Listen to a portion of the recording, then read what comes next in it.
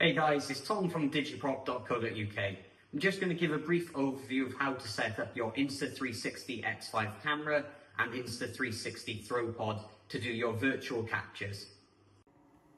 So starting off with the camera, obviously you've got your carry pouch, you've got the camera body itself. The battery compartment is based in the side. We open that by pinching these two clips together and it should pop out. And that allows us to install our memory card, which is a micro SD. So if we have the screen facing upwards, we have a little tiny slot in there. If we pop our SD card in with the logo upright and just press, it should click into place. We can then replace the battery, pressing in until we hear a click, and that is us set up. So now we've got our battery and SD card installed, we're ready to power up the camera. We do that via the power button on the side of the camera here, give it a little press and we should see our blue lights come on and obviously the screen power up. Next we need to make sure we're in the right setting. Most of the cameras are probably going to arrive in video mode. If I press this button here at the bottom of the camera on the right hand side under the screen, it's going to let me select between photo and video mode. You can also scroll across for the other settings. We want photo and we want 360, not single lens. So we want 360 and photo mode. And if I just give it a moment, it'll pick that setting up. Next, we want to click this little bubble that we see at the bottom of the screen. There's a few more settings we need to make sure that we have. HDR affects how your camera interprets different lighting situations. We want that in HDR on, so not off, not AEB, we want on.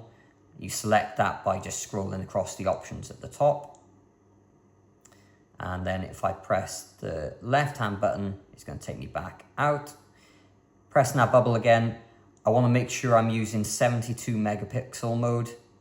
And our final setting is the timer. We're going to walk through how I use the timer and how we can use that to make our lives easier while doing our captures in the next clip. So in order to set our timer, we're going to hit the bubble at the bottom of the screen and we can scroll through our timer options just here. If you've got any concerns about how long it's going to take you to get out of shot, then obviously going with the longer 15 seconds is probably the one. And if we press our bottom left button, that'll hit us into that. Pressing our bottom left button again will trigger the timer, which will count down all the way to 0. We'll capture the image. And one more final little setting. We want to just make sure that we are in pure shot. That gives us everything we need. It's not an issue if we've shot in pure shot plus raw, which is the other option, but ideally shooting pure shot, that gives us everything. Okay, so we've got our camera attached to our stand, so we're gonna just power that on so we can crack on with taking our shots. We're of course gonna make sure we're using the settings as we covered in the previous clip. So we're in photo mode, 360, 72 megapixels.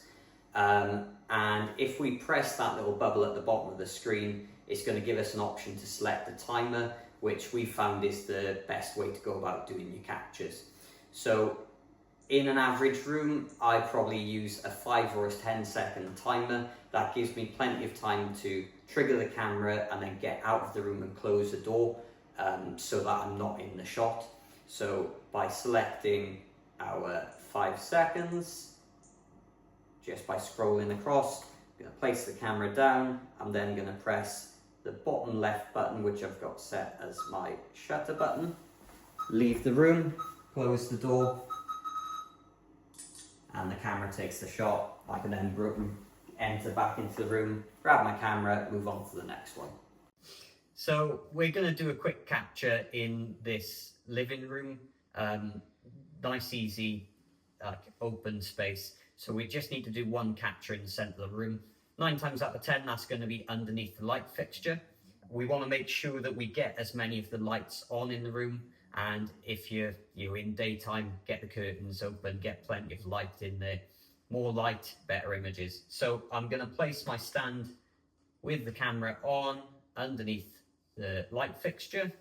I've selected a 5-second timer, which is going to give me plenty of time to get out of the room. And I can go ahead and press my shutter button. It's going to start the countdown. I can leave the room.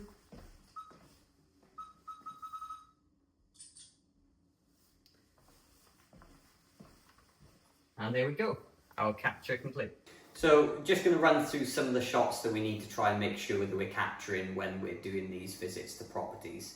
So starting at the external of the property, we want to ideally get a capture from quite far away from the property, essentially from the street or maybe the end of the driveway if they've got a longer driveway. The main thing we want to make sure we're capturing is the entirety of the property as a whole, meaning we can see the roof and anything else that's relevant really. You can do that from as many positions as possible, so if there's side access and rear access to do the same, then capture those. The more we get, the better. Your next shot as we move into the property is going to be ideally something like the centre of the driveway or centre of the front garden if they have it, followed by a shot directly in front of the front door. For something like a media pack, that's going to be your entrance point into the property, so we really need to make sure we capture that. As we go through inside the property, your next shot is going to be directly after the front door, so in the porch or the hallway, and from there we're just going to move through all of the living spaces as if you were walking through the property, because that's what we're trying to recreate. So living rooms, bedrooms, bathrooms, passageways, hallways, staircases, landings, we want to capture all of those.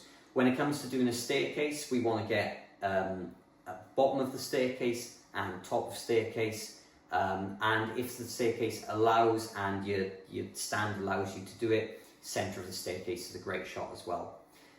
When it comes to doing any passageways or landings, we want to make sure that every door within the property can be viewed in at least one of the captures that we do.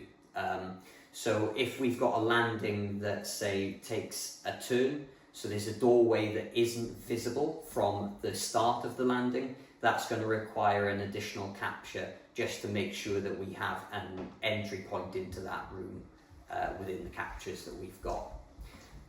Moving outside of the property, if there's a garage or any permanent structures or structures that you're remaining in the garden, like a concrete shed, things of that nature, we want to do a capture of those as well. A nice simple shot from the centre of the space is perfect.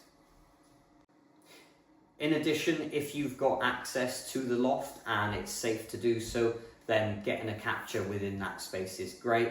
Nice easy way to do it is if you can open that loft hatch, just grab your stand, set the timer and pop it through the roof, step back so you're not in view and it'll do the capture. If you prop it up against the lip of the hatch, it should keep that camera nice and steady and make sure you get a good image.